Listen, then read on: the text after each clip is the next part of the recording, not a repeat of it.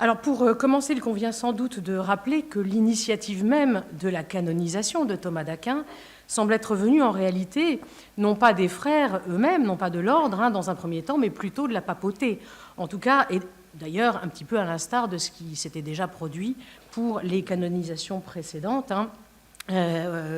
donc de dominicains, à savoir le fondateur en personne, Dominique, et Pierre de Vérone.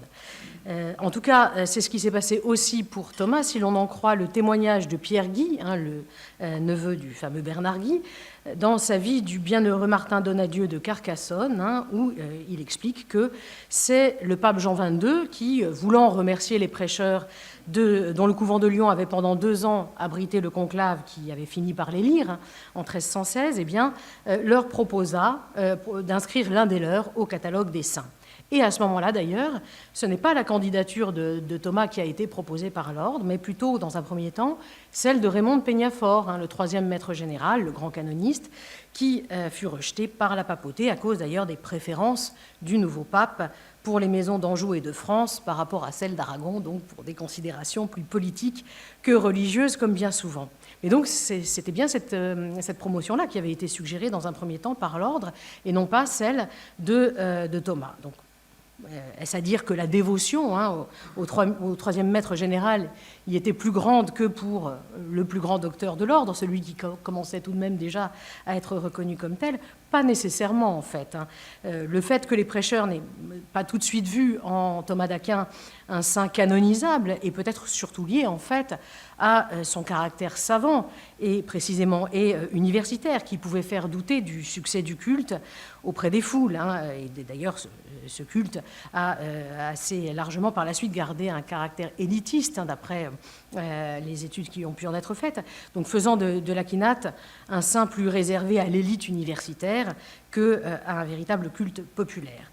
Mais enfin, donc c'était plutôt ce genre de considération, semble-t-il, qui animait les frères lorsqu'ils proposaient plutôt un autre nom qu'une quelconque désaffection vis-à-vis de Thomas. Et d'ailleurs, la meilleure preuve que celle-ci n'était pas est sans doute la façon dont les frères, dont les prêcheurs ont fait corps autour de sa doctrine lorsque celle-ci a été attaquée de son vivant même, et cela a déjà été rappelé à plusieurs reprises ce matin, donc je n'y insiste pas plus lourdement, d'autant plus que je vais être amenée à y revenir un petit peu plus loin.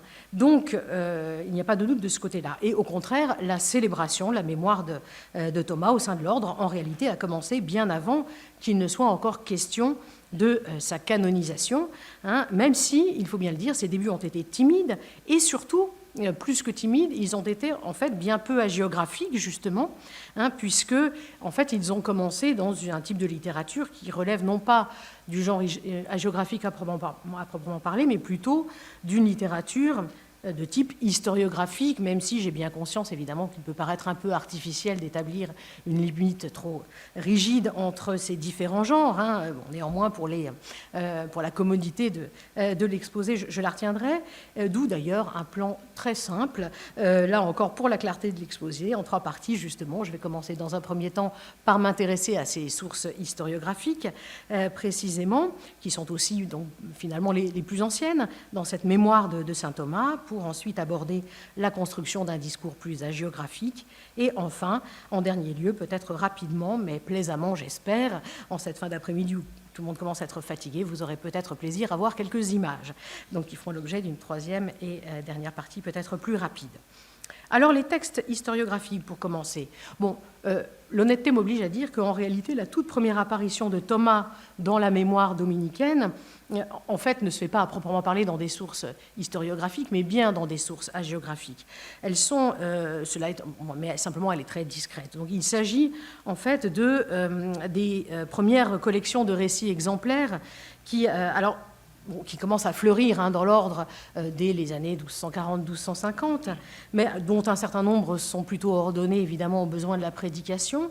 D'autres, en revanche, ont une visée plutôt consolatoire dans ce que montre bien leur destination première, une diffusion plutôt interne, et cela, évidemment, dans le contexte particulièrement difficile de la querelle avec le clergé séculier et l'université parisienne, donc un contexte dans lequel il peut être opportun de soutenir un petit peu le moral des frères par des récits édifiants de ce type.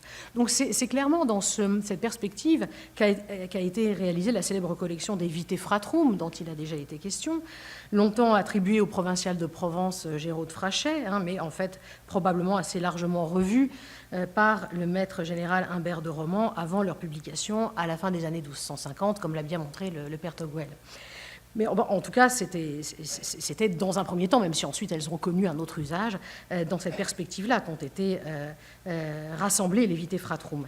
Et c'est également dans cette optique qu'a été composé un autre ouvrage de même nature, le non moins célèbre, en tout cas en milieu dominicain, le non moins célèbre Livre des abeilles de Thomas de Cantimpré, ancien chanoine régulier de l'abbaye de Cantimpré en Brabant, ensuite devenu dominicain, et qui, vers 1255 sans doute, rédige un ouvrage du même type, alors en s'inspirant, d'où son titre évidemment, en s'inspirant du modèle de la Société des abeilles pour décrire le fonctionnement idéal du monde clérical en général et du monde des religieux en particulier.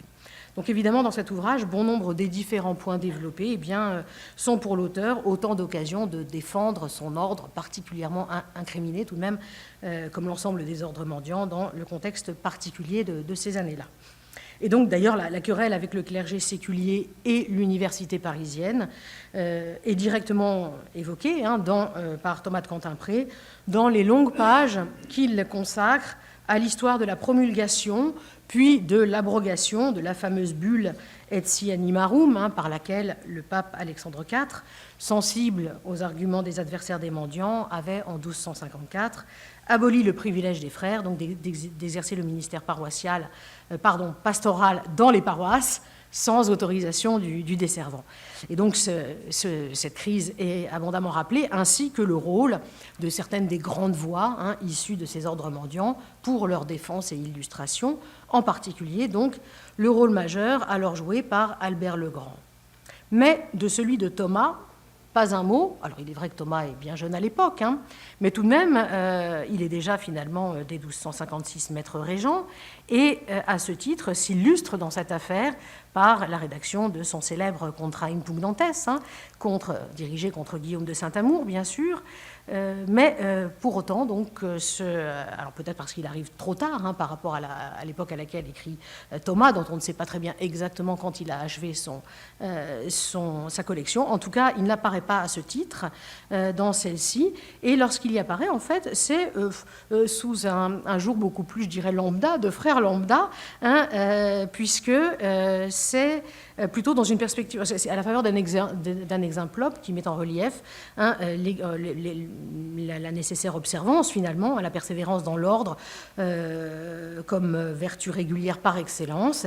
Et en l'occurrence, il s'agit de la persévérance dont Thomas a fait preuve face à sa famille, à sa noble famille, et à ses multiples pressions, pour lui faire abandonner l'habit dominicain qu'il avait adopté, malgré elle, et malgré donc les ambitions beaucoup plus hautes qu'elle nourrissait pour lui.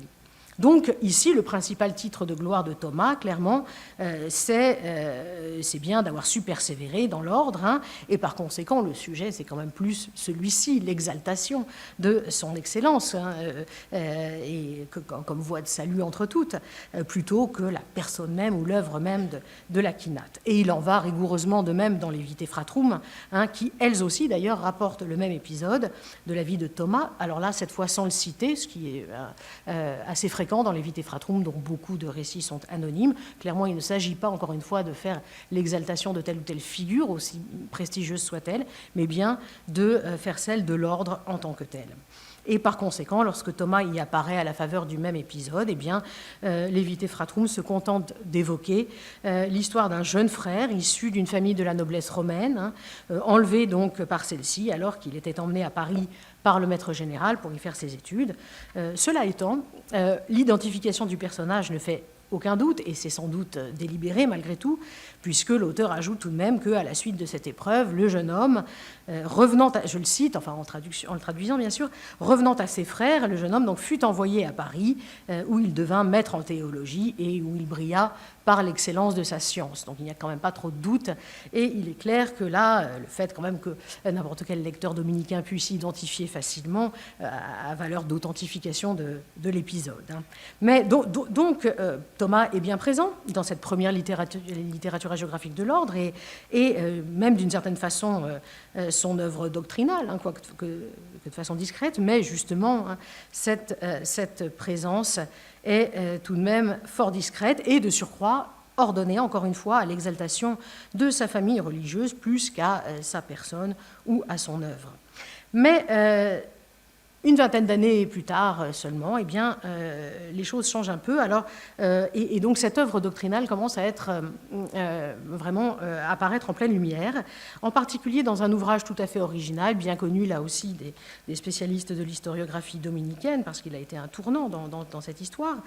Il s'agit du fameux traité des gloires de l'ordre, rédigé par le frère limousin Étienne de Salagnac, sous le titre, alors je donne la traduction française de Nicole Berrioux et Bernard Rodel, sous le titre « Les 4 faits par lesquels Dieu a distingué l'ordre des prêcheurs », et parmi donc, ces 4 éléments remarquables, bien sûr, figure dans une troisième partie, elle-même intitulée « L'illustre progéniture de Saint-Dominique », eh bien tous les prêcheurs illustres, parmi lesquels donc Étienne de Salagnac consacre une place de choix à ceux qui se sont illustrés, dit-il, par leurs écrits, ou par leur science. Et évidemment, c'est à ce titre que, pour la première fois, donc, apparaît en tant que tel, en tant qu'homme illustre de l'ordre, eh bien, la figure de l'Aquinate. Alors, encore aux côtés de quelques autres, et de façon relativement discrète, mais néanmoins en tant que tel.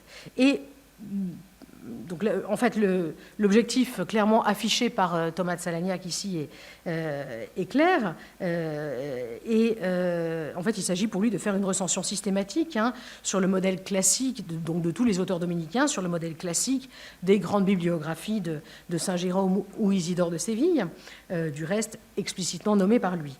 Mais au passage, donc, il invente tout de même un nouveau genre dans l'historiographie dominicaine et de surcroît appelé au sein de celle-ci à un grand avenir, qui est, en tout cas au XIVe et au XVe siècle, un genre qui est le catalogue d'écrivains dominicains, qui va devenir vraiment une des catégories importantes de l'auto-représentation de l'ordre dans la période.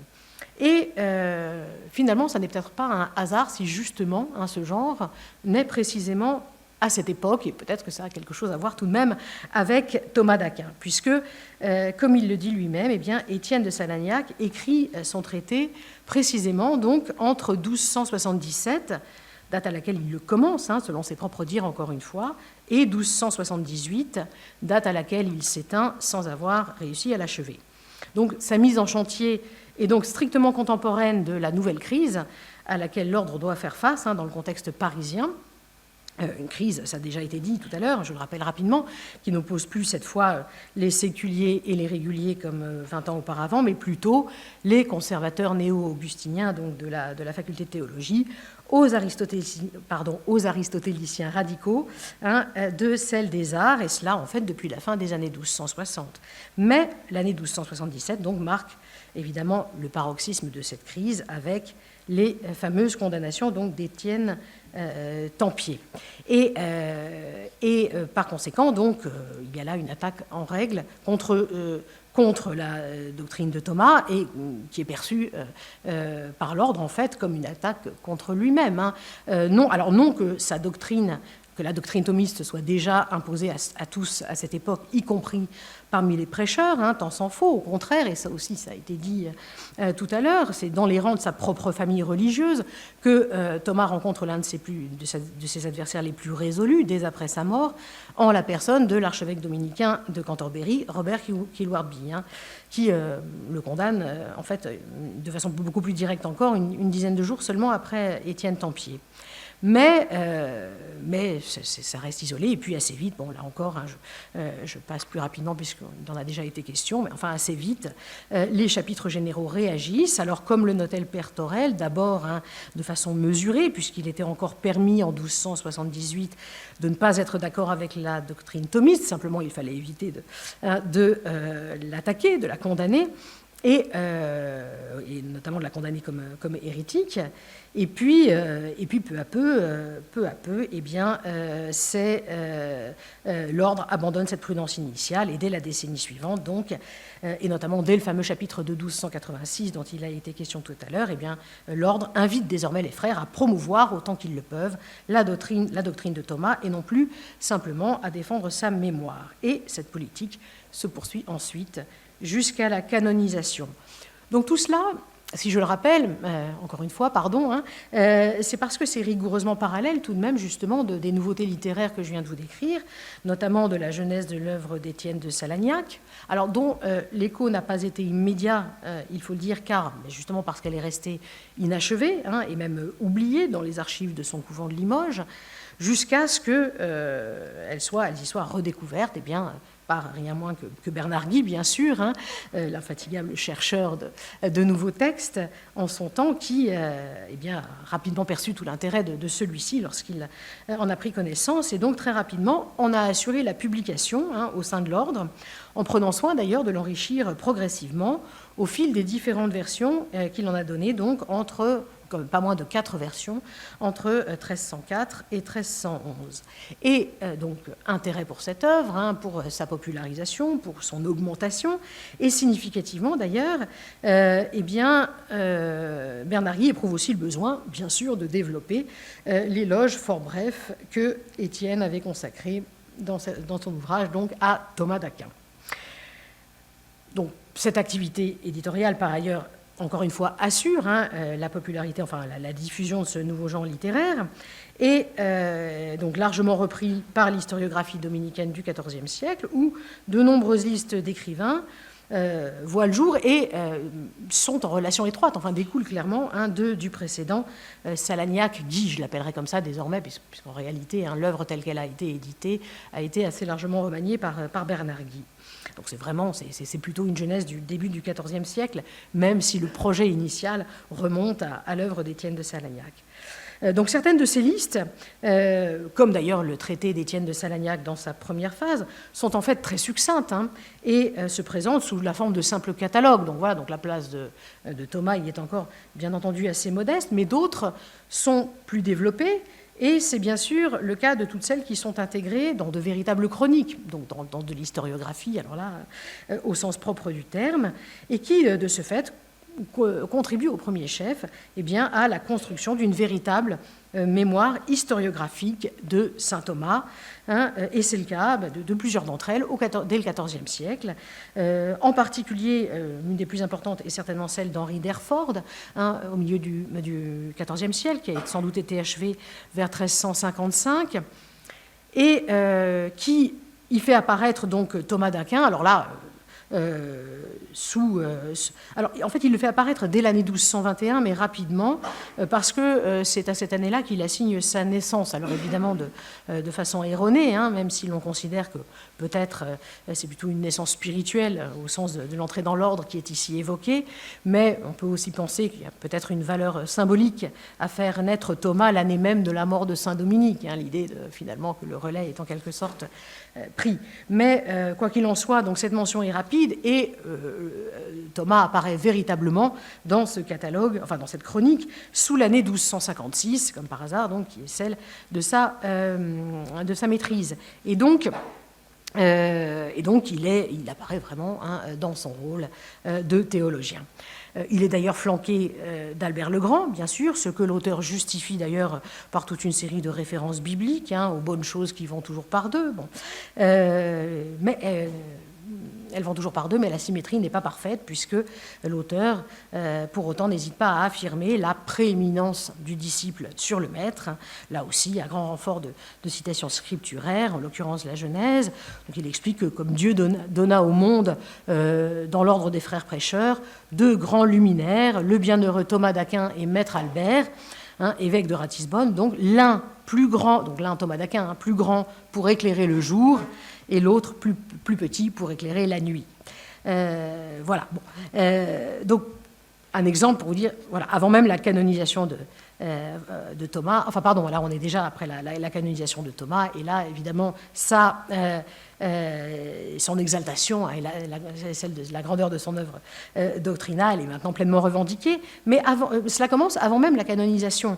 Et c'est dès les années qui la précèdent que l'on voit d'autres auteurs dominicains, d'autres chroniqueurs dominicains aller dans le même sens. On peut par exemple citer ici Nicolas Trevet, dont les annales, qui datent probablement des années précédant immédiatement la canonisation, eh bien, accordent la même importance finalement à l'œuvre de Thomas, puisqu'elles vont jusqu'à dresser une liste de ses écrits, donc là c'est le côté liste d'écrivains, comme chez tous les chroniqueurs que je suis en train d'évoquer, mais une liste particulièrement complète, qui d'ailleurs dont l'intérêt est reconnu, je crois aujourd'hui, même par les spécialistes de l'œuvre de saint Thomas. Donc, outre cette liste, par ailleurs, l'auteur mentionne, quoique rapidement, juste après celle-ci d'ailleurs, les miracles post-mortem opérés par le saint. Donc voilà, quand même, l'histoire se développe un peu, mais toujours en insistant finalement sur cette dimension de sainteté savante, puisque l'un de ceux sur lesquels il insiste le plus, qu'il développe le plus en tout cas ici, c'est un miracle d'apparition, donc post-mortem, à son frère, le comte d'Aquin, à qui il annonce en quelque sorte sa mort par le biais d'une lettre que d'ailleurs celui-ci conserve effectivement dans sa main après s'être réveillé, donc une main trop belle pour être faite de main d'homme bien sûr, et qui porte la mention suivante: aujourd'hui j'ai été fait docteur à Jérusalem. Voilà, donc j'ai changé de chair en quelque sorte, mais je suis passé de docteur sur terre à docteur au ciel. Voilà, donc finalement même les éléments merveilleux du registre proprement hagiographique vont dans le sens de l'exaltation de cette sainteté doctrinale. C'est un petit peu ce que j'essaie de vous montrer ici. Et donc c'est l'unique anecdote édifiante rapportée par Nicolas Trevet à la suite de la mort de l'Aquinate. Donc ça dit bien quel est l'aspect sur lequel il entend insister à propos donc, de la construction d'une image de sainteté de Thomas. Donc de la même façon, juste avant l'évocation de ces miracles post-mortem, il rappelait la fameuse lettre évoquée ce matin de l'Université de Paris, la fameuse démarche de l'Université de Paris au lendemain de la mort de Thomas pour essayer de récupérer sa dépouille afin de permettre qu'il soit enterré à Paris parmi les docteurs. Donc une fois de plus, ce thème est martelé. Et dernier élément peut-être allant dans le même sens, Nicolas Trevet, juste avant tout cela aussi, juste avant l'inventaire des œuvres, eh bien, utilise pour dépeindre le génie de Thomas une métaphore de l'astre que l'on retrouvera plus tard sous une forme légèrement différente chez Henri d'Herford. Voilà, donc ça c'est pour l'œuvre de Nicolas Trevet, mais avant même celle-ci, eh bien, on peut trouver un premier exemple de cette nouvelle tendance biobibliographique donc de l'historiographie dominicaine relative à saint Thomas, en la personne de l'un des disciples de l'Aquinate, bien sûr, Ptolémée de Luc, en personne, qui, dans son Historia Ecclesiastica Nova, donne lui aussi la liste complète des œuvres de son maître, dans l'ordre de leur composition. Un souci qui est quand même assez inouï de la part de quelqu'un qui n'est pas du tout un bibliographe, mais simplement l'auteur d'une histoire universelle de l'Église. Et d'ailleurs, Ptolémée, contrairement par exemple à ce que fera plus tard Henri d'Herford, n'insère pas véritablement de catalogue d'écrivains dominicains dans son texte. Seul y figure l'œuvre de Thomas. Donc ça n'en est que plus lourd de sens. Et d'ailleurs, par ailleurs, il est assez significatif aussi qu'il cite essentiellement, comme autres auteurs dominicains dignes d'être mentionnés, donc en dehors de Raymond de Peñafort, on a compris que dans ces années-là, il avait le vent en poupe, mais des théologiens, et parmi eux, essentiellement des scolastiques, à la seule exception peut-être de Hugues de Saint-Cher, et puis parmi eux, la grande majorité sont des thomistes bontins, comme Annibal Dodelli Annibaldi, Pierre de Tarentaise, Pierre d'Auvergne, Romain de Rome, etc. Voilà, donc il y a bien quelques autres mentions, mais enfin, il y a quand même une prédominance de cet élément qui permet d'affirmer tout de même que l'on reste dans une certaine veine. Donc, en clair, l'exaltation de du thomisme, de Thomas en tant que docteur et de l'incarnation d'une sainteté de type doctrinal, hein, eh bien, est précoce tout de même dans l'historiographie dominicaine. Elle s'est développée clairement dans le sillage d'une première expérience d'écriture, hein, née de l'œuvre d'Étienne de Salagnac, popularisée par Bernard Guy. Tout cela dans un contexte marqué tout de même par un effort apologétique, hein, qui était quand même un petit peu encore, même au début du XIVe siècle, celui de la défense de la doctrine thomiste, mais qui a fini par déboucher, hein, sur un certain type d'autocélébration, peu à peu doublé, cela étant bien entendu, de la naissance d'un type d'hagiographie plus traditionnelle, puisque, et c'est là aussi tout l'intérêt de l'œuvre de Ptolémée de Luc, hein, qui est un petit peu à la charnière des deux genres historiographiques, puisqu'elle est bien sûr une histoire, mais elle est aussi, cette histoire est bien celle qui contient en fait la première véritable vie, hein, au sens propre, de saint Thomas, bien que celle-ci soit insérée de façon discontinue dans son Historia Ecclesiastica Nova, qui, je le rappelle, elle aussi, hein, est antérieure à la canonisation, puisqu'on la date des environs de 1313, 1314, sans doute. Voilà, je vous remercie de votre attention. Et pardon pour les quelques minutes de retard.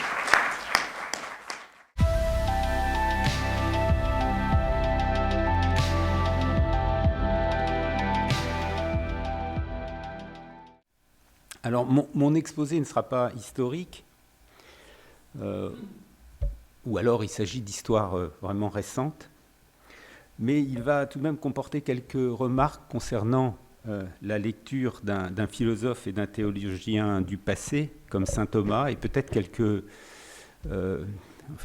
prises de position sur ce que peut constituer une authentique lecture de saint Thomas, pour reprendre des expressions qui ont été utilisées, ou la doctrine véritable de saint Thomas.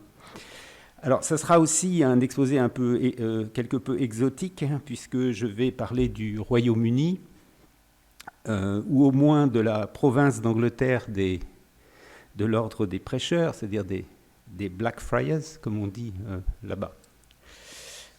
Alors, je vais commencer par une liste de noms. Peter Gitch, dont on a déjà été cité, Elizabeth Anscombe, Anthony Kenny, Herbert McCabe, David Brain, John Haldane, Christopher Martin, Brian Davis. Alors, ce ne sont pas des acteurs d'Hollywood, ce sont des spécialistes de saint Thomas, ou au moins des gens qui font référence à saint Thomas. Sans doute, la référence à Thomas est différente chez chacun, mais elle consiste toujours à dire que certaines des questions que nous nous posons aujourd'hui, en faisant de la philosophie aujourd'hui, se comprennent mieux par la lecture de Thomas. Et je parle bien des questions, pas forcément des réponses. Et aussi que Thomas leur donne des réponses magistrales. Mais pour éviter d'en rester à un propos vraiment général, je vais me concentrer surtout sur Herbert McCabe, parce qu'il était dominicain, et aussi du fait de son influence qui fut grande sur la formation intellectuelle des frères prêcheurs de la province anglaise à partir des années 1970, et en particulier sur deux dominicains d'aujourd'hui, je dirais, qui produisent aujourd'hui, qui sont Fergus Kerr et Brian Davis. Alors, McCabe était né en 1926 et la philosophie qu'il connaît pendant ses études est en partie, du moins, celle qu'on a commencé à dire analytique, justement, dans les années 50 du siècle dernier. Et il rejoint l'ordre des prêcheurs en 1949. Il va enseigner à Oxford. Il va être pendant de longues années, avec quelques vicissitudes, l'éditeur de New Blackfriars, qui est la revue thomiste anglaise, si je puis dire. Et il a une caractéristique, c'est qu'il a nettement plus publié après sa mort, en 2001, que de son vivant, puisque plusieurs de ses livres ont été édités par Brian Davis. Et je tiens McCabe pour un très remarquable philosophe et théologien, mais c'est surtout sa façon de lire saint Thomas qui m'importe ici. Et en fait, les deux choses sont en réalité difficilement séparables. Dans la préface de son livre The Good Life, Ethics and the Pursuit of Happiness, McCabe ne revendique aucune originalité. Et il dit, je cite, « Mon but est simplement d'exposer, avec autant de fidélité et de sympathie qu'il m'est possible, une certaine tradition dans la pensée éthique. Elle est bien représentée dans la conception philosophique exposée par Thomas d'Aquin au sujet du comportement humain. »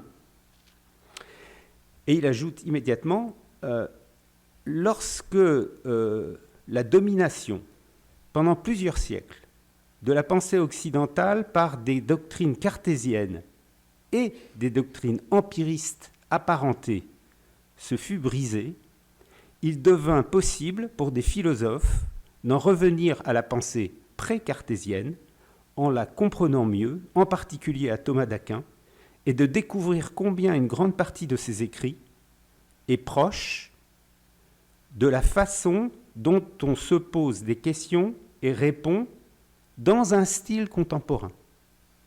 Donc vous comprenez bien ce qu'il dit. Il dit « Il devient plus facile aujourd'hui de comprendre saint Thomas qui est dans le passé grâce à ce qu'on fait aujourd'hui dans la philosophie contemporaine. » Et il cite Wittgenstein. Il cite Wittgenstein comme la source de cette libération du carcan cartésien et empiriste. Puis, immédiatement, il donne une liste où se retrouvent ceux que j'ai déjà cités, Anscombe, Gitsch, Kenny, mais aussi, par exemple, Philippa Foot, Alastair MacIntyre et, peut-être plus étonnant, Gilbert Ryle.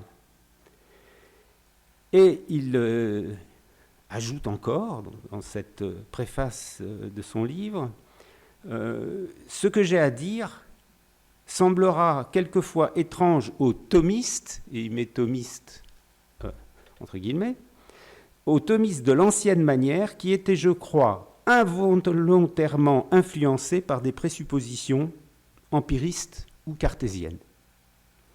Alors, j'ai publié en 1997 un petit livre qui a été réédité en 2014, qui est intitulé Après Wittgenstein, saint Thomas. Voilà, c'est ce livre-là dans la deuxième édition chez Vrin, avec une couverture que personne n'a compris. Il y a un chronomètre et en français, une boussole. Voilà. Peut-être que vous allez comprendre après quand j'ai parlé. Donc le titre était à prendre littéralement. Comment lit-on ou relit-on saint Thomas après qu'on ait lu Wittgenstein ? Et le titre signifie aussi que la lecture de Wittgenstein fait tomber aux lecteurs de Thomas leurs écailles cartésiennes. Cette idée que nous devons d'abord guérir en quelque sorte de la pensée moderne pour comprendre quelque chose à Thomas d'Aquin se retrouve chez tous ces auteurs, Anscombe, Gitsch, Kenny, Brain. Mais pourquoi la lecture d'un philosophe comme Wittgenstein pourrait-elle constituer une voie d'accès à Thomas ? Alors pour l'expliquer, je dois dire quelque chose de la méthodologie qu'emploient tous ces auteurs. Je crois que ce qu'elle a en commun, c'est la conception suivante. C'est qu'un philosophe ou un théologien du passé ne peuvent être compris comme si nous étions à son époque. C'est simplement que nous n'y sommes pas. Et de même qu'on respire toujours l'air de l'endroit où l'on est, et non d'un endroit éloigné, l'historien lit un texte philosophique ou théologique du passé à partir de ce qu'il comprend aujourd'hui être son intention d'alors, et il attribue aujourd'hui cette intention à un auteur du passé. Et cela, aussi attentif soit-il, et certainement il doit l'être, à l'anachronisme ou à l'infidélité manifeste. Une intention correctement reconstruite n'en est pas moins celle qui est reconstruite aujourd'hui. Dès lors, ce que sont aujourd'hui la philosophie et la théologie importent énormément dans cette reconstruction. Et c'est aussi vrai quand nous disons que justement un auteur du passé pense très différemment de nous aujourd'hui. Nous disons aujourd'hui qu'un auteur du passé pensait très différemment de nous aujourd'hui. Ce qui ne semble donc pas raisonnable pour tous ces auteurs dont j'ai parlé, c'est de prétendre comprendre un auteur tel qu'il s'est compris lui-même, c'est-à-dire d'éliminer les conditions de la lecture actuelle d'un philosophe du passé. La lisibilité d'un texte, quel qu'il soit, n'est pas indépendante de son intelligibilité. Et son intelligibilité se constitue par le canevas de nos pensées actuelles, dans lequel notre lecture s'insère. On ne le lit pas hors du temps, on le lit bien à un moment donné. Et si ce que j'ai dit, et ce qu'ils disent, en gros, enfin ils ne le disent jamais aussi brutalement que cela, mais je pense que c'est ça leur idée, si ce que je dis est correct, alors il pourrait être préférable, pour la bonne compréhension d'un auteur du passé, de le lire à partir de certains auteurs contemporains plutôt que d'autres. Et c'est en ce sens que des auteurs contemporains peuvent faire tomber de nos yeux des écailles qui nous empêchent de lire ou qui sont des obstacles pour lire un auteur du passé.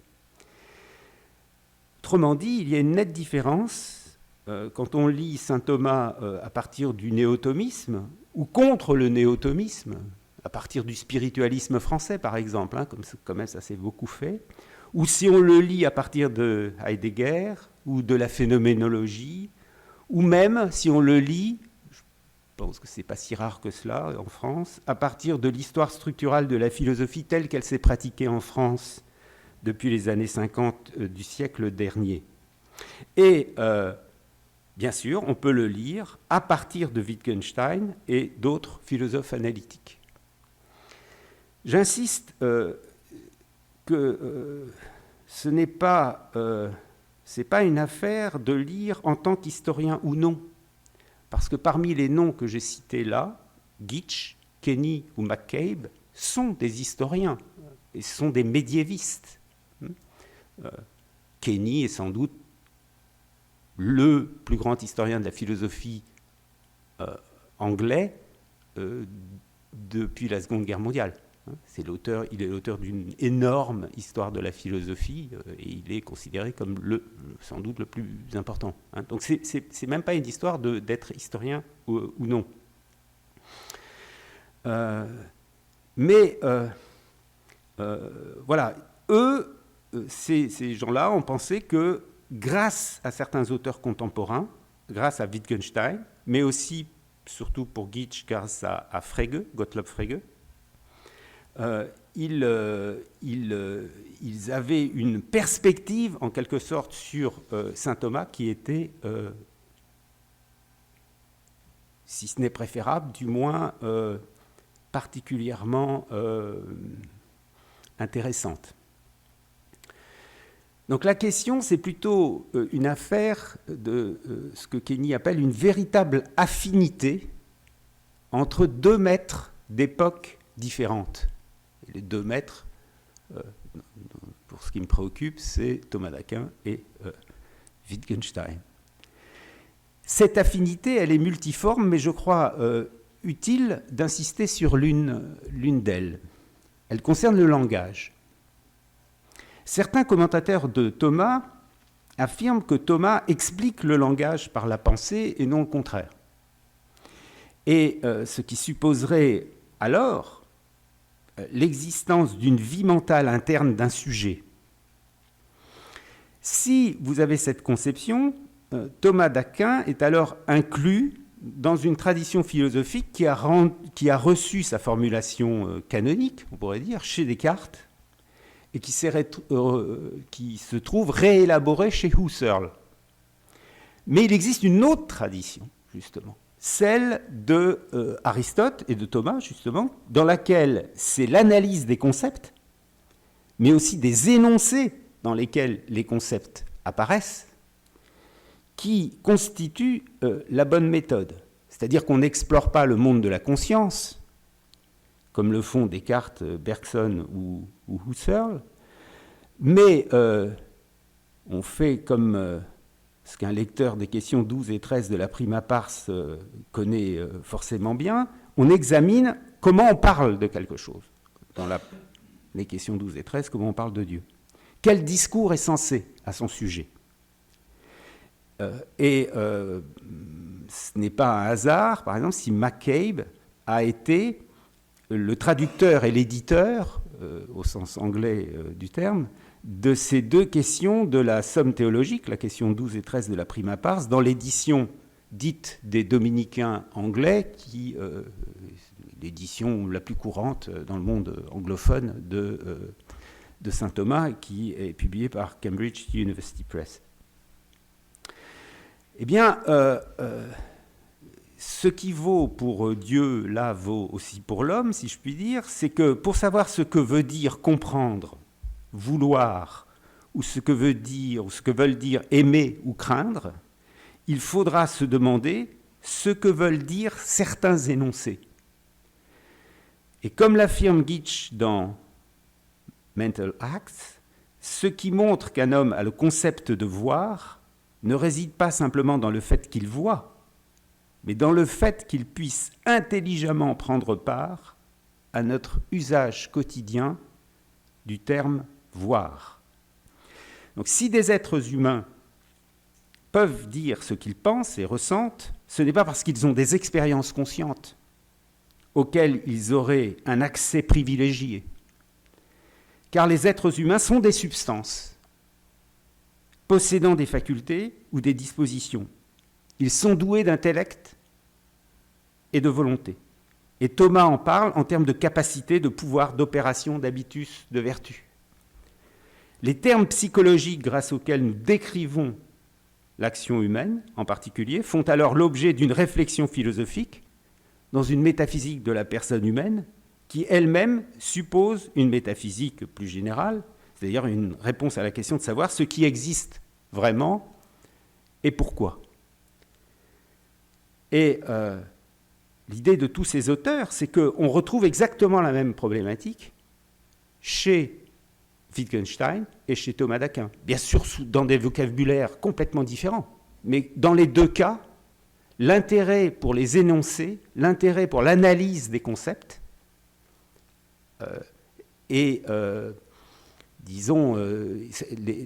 l'intérêt est le même. Donc Wittgenstein non seulement accorde une place au concept de l'esprit comme disposition d'un être vivant et d'un animal, mais il a aussi développé cette conception en élaborant des distinctions entre les pouvoirs, les capacités, les tendances de la forme de vie humaine. Et donc il n'est tout de même pas tiré par les cheveux de donner une interprétation thomiste, par exemple, de la notion wittgensteinienne de forme de vie, qui a fait couler beaucoup d'encre dans le commentaire de Wittgenstein. Car Thomas ne cherche-t-il pas à décrire différentes formes de vie, depuis celle des plantes, évidemment elles ne parlent pas en général, et des animaux non humains, jusqu'à celle de Dieu, en passant par les animaux rationnels et les anges qui, eux, parlent, même si, comme vous le savez sans doute encore beaucoup mieux que moi, pas de la même façon. Voici donc, si je ne fais pas erreur, ce qu'il se serait passé à Oxford et dans quelques autres villes anglaises dans l'immédiate après-guerre, c'est que des philosophes, et parmi eux nombre de religieux, lisent à la fois Thomas et Wittgenstein. Pour certains d'entre eux, parce qu'ils ont même Wittgenstein comme enseignant, c'est le cas de Hanscombe, c'est le cas de Gitsch.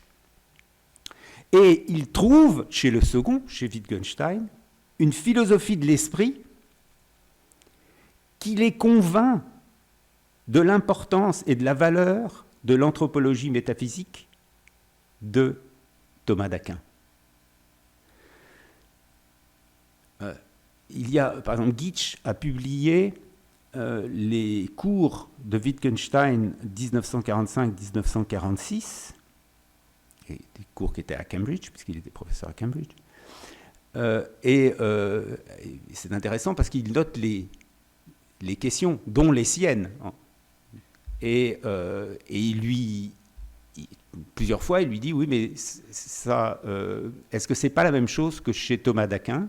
Et Wittgenstein lui dit, oui, si Thomas d'Aquin dit ça, oui, moi aussi je dis ça. Donc on voit bien que... Bon, alors, comme le dit Kenny, l'importance de Wittgenstein dans l'histoire de la philosophie, et en particulier de la philosophie de l'esprit, tient tout spécialement à sa critique du cadre cartésien, à l'intérieur duquel la philosophie et la psychologie ont été conduites tout au long de l'époque moderne, bien après encore la critique faite par Kant. Et Kenny ajoute, un effet parallèle de la libération de la philosophie des préjugés cartésiens par Wittgenstein est qu'elle a rendu ceux qui l'acceptent plus réceptifs aux écrits des philosophes pré-cartésiens, et en particulier à la scolastique médiévale.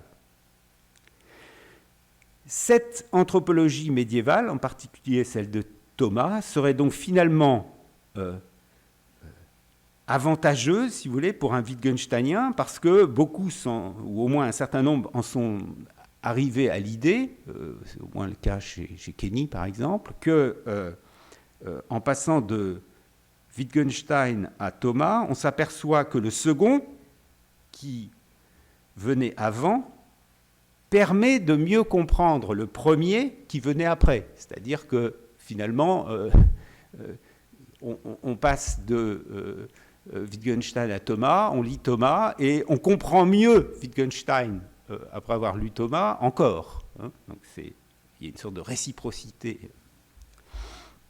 Alors le même phénomène que celui qu'on observe dans ce que on appelle dans la philosophie analytique, ou dans la philosophie anglo-américaine en général, la philosophie de l'esprit, le même phénomène s'observe dans la philosophie de l'action humaine. Le philosophe finlandais, alors je le prononce comme, je ne sais pas si notre collègue finnoise, finlandaise est dans la salle, mais Georg von Richt, ça s'écrit von Reit, si on le prononce à l'anglaise, qui est le successeur de Wittgenstein, qui est, je crois, le plus grand philosophe finlandais. Le successeur de Wittgenstein à Cambridge, et l'ancien élève de Wittgenstein, distingue une tradition aristotélicienne, téléologique en philosophie de l'action, et une tradition qu'il appelle galiléenne, mécaniste. Et Wittgenstein, il l'explique, appartient à la tradition aristotélicienne, tout comme saint Thomas. Et von Richt a aussi beaucoup écrit sur les vertus, par exemple. Et avec McCabe, c'est aussi cette tradition qui est poursuivie en référence explicite avec Thomas d'Aquin. Et c'est encore cette même tradition que l'on trouve plus récemment, sans doute dans un livre important dans la philosophie morale anglo-américaine contemporaine, qui est celui de Philippa Foot, qui a été traduit en français en Suisse, et qui est intitulé « Le bien naturel », ce qui est tout de même un signe, évidemment, l'appartenance à une certaine tradition. La distinction fondamentale dans la philosophie wittgensteinienne de l'action, elle passe entre les causes et les raisons. C'est vraiment la distinction centrale. Ce qui revient à une recherche, ce qui revient finalement à une relecture des quatre causes, comme chez Aristote et Thomas, et à l'idée que l'attirance par la fin qui est poursuivie est spécifique de l'action humaine, et que sans penser cette attirance de la fin poursuivie, donc une finalité, une cause finale, un finalisme de la cause, quelque chose de téléologique, eh bien, on ne peut pas comprendre l'action humaine. L'action libre en particulier n'est pas causée par un mécanisme, même un mécanisme mental, mais l'action libre consiste à agir pour quelque chose, ce qui suppose cette capacité qu'est la volonté, et toute l'analyse de la délibération héritée, et ça suppose aussi toute l'analyse de la délibération héritée d'Aristote est reprise chez saint Thomas. Et c'est aussi, par exemple, ce que l'on retrouve dans ce qui est de plus en plus considéré comme un des livres les plus importants dans la philosophie de la deuxième moitié du XXe siècle, qui est l'intention d'Anscombe. Et comme c'était au programme de l'agrégation de philosophie récemment, c'est forcément un livre important. Comme le dit John Haldane, une tendance reconnaissable dans la philosophie analytique a émergé en prenant Thomas d'Aquin très au sérieux en tant que philosophe. Et elle a puisé dans sa pensée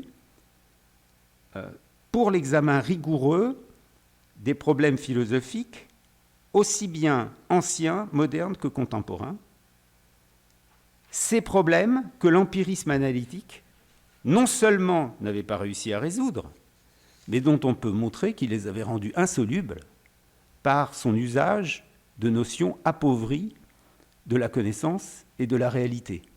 Ce que dit là John Haldane est très important. Vous voyez, la référence à saint Thomas dans la philosophie, dans ce type de philosophie, c'est aussi une référence à l'intérieur de polémiques qui ont lieu dans la philosophie analytique. C'est-à-dire, il s'est dégagé petit à petit un courant de philosophie analytique, on peut dire thomiste. C'est-à-dire des gens qui écrivent des livres au premier degré, comme on fait chez les philosophes analytiques, c'est-à-dire sans faire beaucoup d'histoire de la philosophie, voire même sans en faire du tout, mais qui pourtant sont des lecteurs de Thomas et nourrissent leur pensée de leur lecture de Thomas. Mais ils le lisent, si je puis dire, comme on dit parfois pour les philosophes analytiques, comme si saint Thomas était leur collègue de bureau. C'est-à-dire, ils ne le lisent pas dans une perspective d'histoire, ils le lisent véritablement comme s'il avait écrit, comme si la Somme théologique avait été publiée la semaine dernière. Merci Roger.